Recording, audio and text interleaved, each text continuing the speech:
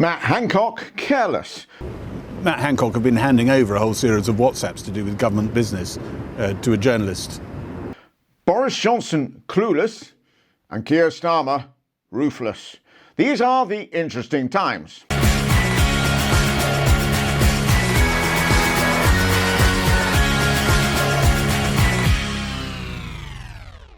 Hello everyone, my name's Matt Johnson and welcome to The Interesting Times, a show that likes to take a sideways swipe at politics right here in the UK. So, on Wednesday's show we saw that Rishi Sunak had managed to secure a new deal for Northern Ireland, one that would give them access not only to the UK market, but also the EU single market. That really does sound like a great idea. So Rishi must have been pretty proud of himself, patting himself on the back. Finally, a week when the Conservative government doesn't explode, implode, or get caught with their hands down a Russian oligarch's trousers. Now, if we can only just make it through to the weekend. Pages and pages in the Telegraph. Jaw-dropping. The leaked WhatsApp messages with a co-author, Isabel Oakeshott, a well-known journalist, and then for her to suddenly decide to reveal in the Telegraph all the things you chose not to put in the book. The diary. Yes, this is one of those stories where the further you dive in, the worse it gets. Like a Russian doll of despair.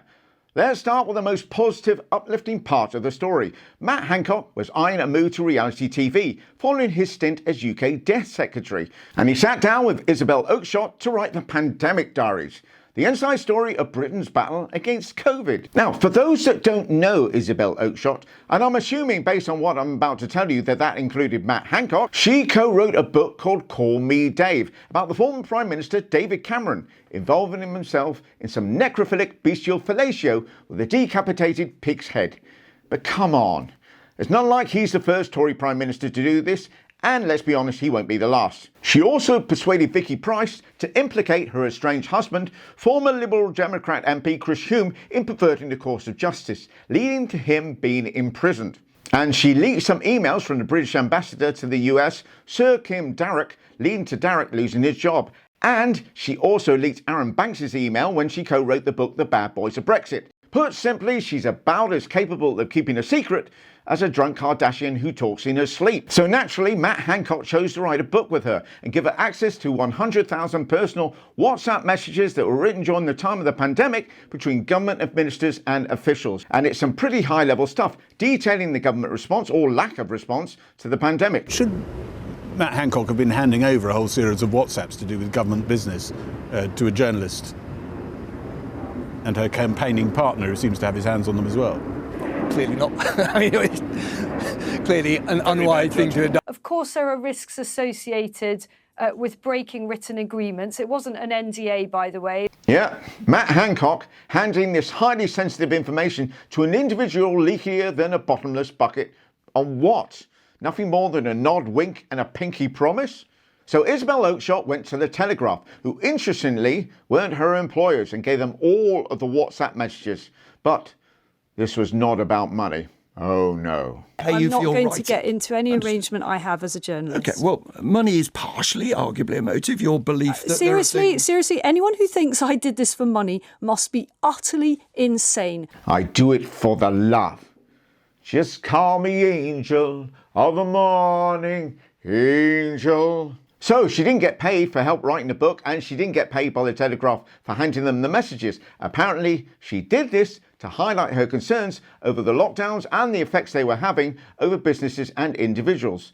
So you might wonder why, if it wasn't about the money but getting the message out, why didn't Isabel give copies of the WhatsApp messages to all the newspapers, or indeed hand it over to the COVID inquiry, or the Times, as she currently presents a show on another Murdoch-owned company, Talk TV. But I'm just interested why you decided to go with the Telegraph when you do work for Talk TV. My work arrangements are not part of the story, actually. They're actually absolutely nothing to do with it. So you have no qualms about taking this story to the Telegraph. You're happy with how that went? I've not come on here to justify where the story was placed or how I chose to go about that. How producers and reporters on a fraction of your salary were having to kind of put up with your sloppy seconds and follow up the story in a rival newspaper. Ew.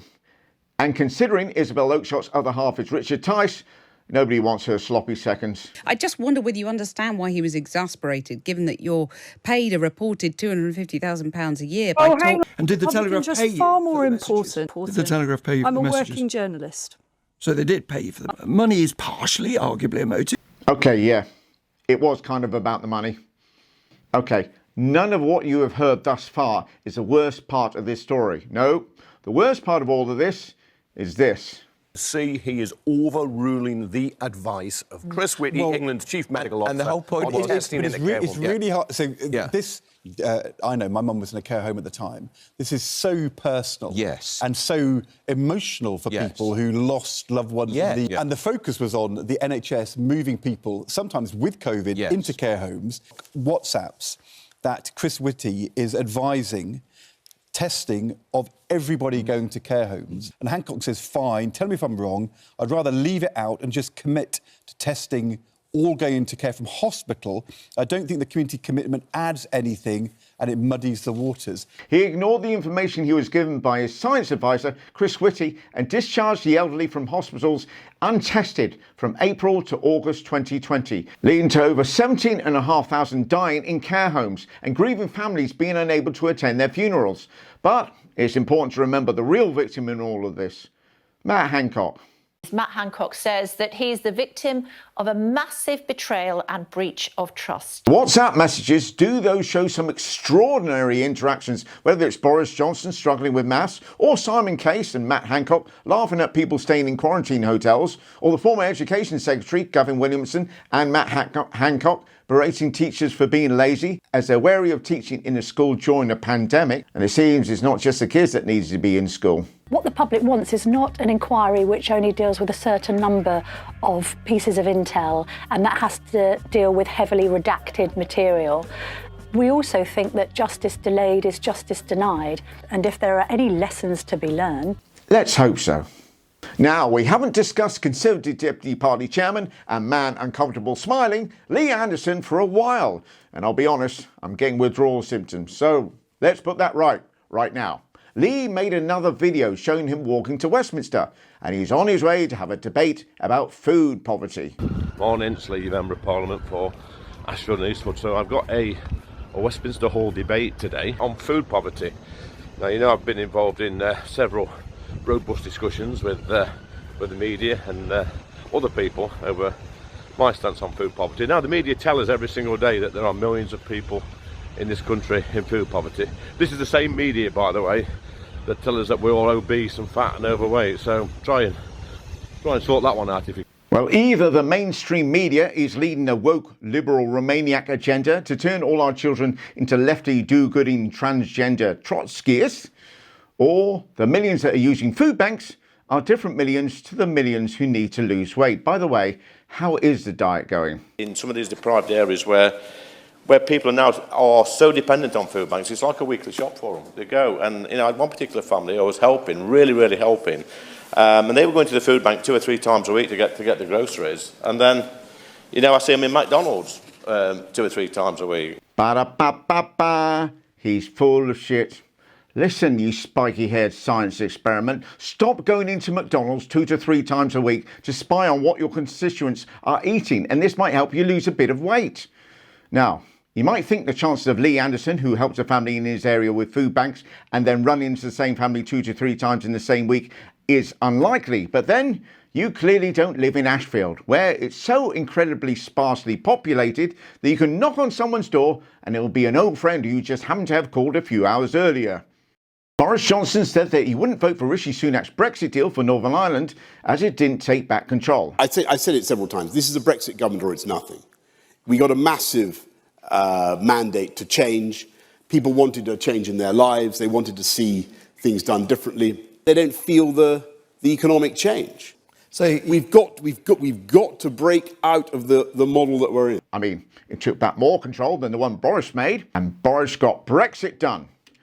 Apart from that bit we just spoke about, that didn't get done. Apart from that, come on, for 3 out of 4 countries, he got Brexit done. That's not a bad hit rate. So, how do people feel about Brexit now? Huh? Hello? Is this thing on? The thought occurred to me, I would ask the audience to say, who thinks Brexit was a good idea? Put your hand up. Okay, so we don't have... Yeah, I got the feeling that might be the case as we went along. And, you know, I've got to put my hands up for this as much as anybody. You can't put your own hand up to vote for yourself, you thatch-haired pillock. Boris Johnson was speaking at a soft power conference. Yes, it does sound like a meeting for those with erectile dysfunction at a Holiday Inn Express in London. Johnson was there to show that he can still be a useful asset on this big stage and showed us all what we have been missing for the last few months. Good afternoon, everybody. Great to be here at this you rotter, the Global Soft Power Summit. But nothing and no one is going to stop me reciting the song of the Oompa Loompas about Augustus Gloop. To put up another sign by the one that says, "Don't feed the duck." The swans and the coots are all innocently doing their thing. I'd be very surprised if anybody at SIS in Vauxhall behaved towards their secretaries as Bond behaved towards Moneypenny. Just try to imagine Vladimir Putin, with or without his T-shirt, running around Red Square. What a wonderful country it is that we live in. Augustus Gloop, the great big greedy nincompoop. And what would they do? And I thought, Wanga! Brand Finance Global Brand Summit. To say more or less what you like. Just to be clear, he's reading that speech. Reading it, which means, and I don't think I can stress this enough, he wrote it. Johnson was clearly feeling the strain as the Partygate inquiry rumbles on, and the Privileges Committee, who are looking into if Johnson misled Parliament, spoiler alert, he did, will be calling Johnson as a witness, week commencing 20th of March. His defence is pretty simple. Don't blame me, blame the people running the country. There's absolutely nothing to show that any advisor of mine or civil servant told me, warned me in advance that an event might be against the rules. You've got to remember what it's like being Prime Minister. You do what your civil servants advise you to do, instruct you to do. Nor did anybody tell me before or afterwards anything to the contrary. Nothing to say that afterwards they thought it was against the rules. I mean, come on. Do I look like a fully functioning adult? The other problem, as far as Johnson was concerned, was people out to get him. Sue Gray, the civil servant who drew up the report, has joined Keir Starmer's Labour. It's a conspiracy! Secret agent working for them all along, and that secret agent was Partygate investigator, so-called independent civil servant, Sue Gray. Or should that really be Sue Red? Boris Johnson was one of the most popular prime ministers in history, and now it looks like he was ousted by an undercover lefty sleeper cell. Yes, and it's not even Sue. It's Susan. Where do the lies stop? Still, if you think that Patrick Christie's struggling with reality, here is Nadine Dorries appearing on BBC World at 1, having clearly just emerged from a rabbit hole of her own making.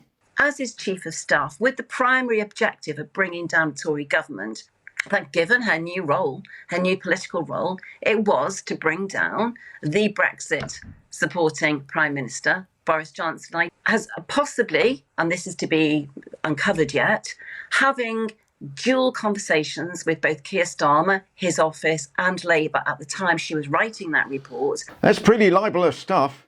Nadine will have to be careful she doesn't get sued. Nadine hasn't been happy about any of this, though. Not about the Johnson being kicked out of Number 10, or being investigated, or the committee being set up. Nadine Dorries is clearly a big fan of Boris Johnson, and it won't surprise anyone that they share the same work schedule. Nadine hasn't appeared in Parliament for 8 months, and has been asked to pay back the 84 grand she's been picked up for still being an MP. And I don't think her report is actually worthy of the paper it is now written on. OK, let's not go with Sue Gray's report, which, by the way, the committee have stated it isn't just about that. Let's go with the text messages trying to justify what Johnson was doing. Let's go with a jokey video showing Boris Johnson's press secretary, Allegra Stratton, and other Downing Street aides laughing about breaking lockdown rules. Let's go with 126 fines handed out to Downing Street, making it for a brief moment in May 2022 the most criminal address in the country. And let's go with the fact that the job was only given to Sue Gray, as she was just about the only one left working there that hadn't been to a party. Johnson, though, is fighting on. People will make up their own minds about this. The key thing for me is that today after a lot of labour, for which I thank them, the Select Committee have produced or the Privileges Committee, I should say, have produced a report which I believe totally vindicates me. And hearing that, you won't be surprised to hear the Privileges Committee reporting that Johnson may have misled Parliament. And that's it. No time to talk about more Brexit news. After the unveiling of the Windsor Agreement and giving Northern Ireland access to the single market, the SNP thought this looked like a very good deal. Yesterday, the Prime Minister said that EU single market access was special, exciting and attractive. If that's the case, why is he denying it to the rest of us? Yes, but there's one thing that Northern Ireland doesn't have, as right-wing think and GB News soundmaker Tom Harwood pointed out on Thursday's Question Time. We have not yet pursued the regulatory divergence that is the prize of Brexit. And we've got an opportunity to do things differently, more dynamically, with our life sciences sector, for example. Yes, our life scientists. I'm reminded of that scene from Braveheart. To come back here and tell our enemies that they may take our lives, but they'll never take our stem cell laboratories. No time to talk about the fact that we don't need the EU anyway, as fingers crossed, we'll soon be joining a trading bloc worth £9 trillion. The bloc is called the Comprehensive and Progressive Agreement for Trans-Pacific Partnership, or CPTPP. The countries involved are Australia, Brunei, Canada, Chile, Japan, Malaysia, Mexico, New Zealand, Peru, Singapore, and Vietnam. As these countries are on average over 4,000 miles away, it's bad news for people wanting to eat fresh produce, but good news for yoga retreats. I mean, Malaysia, Singapore, Chile?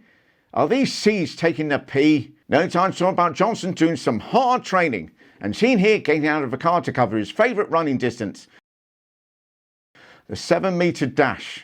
Thank you all so much for watching, and if you are enjoying these vids, then please don't forget to like, subscribe and hit all the notifications bell so you don't miss another. And I'll see you all Wednesday. Take care.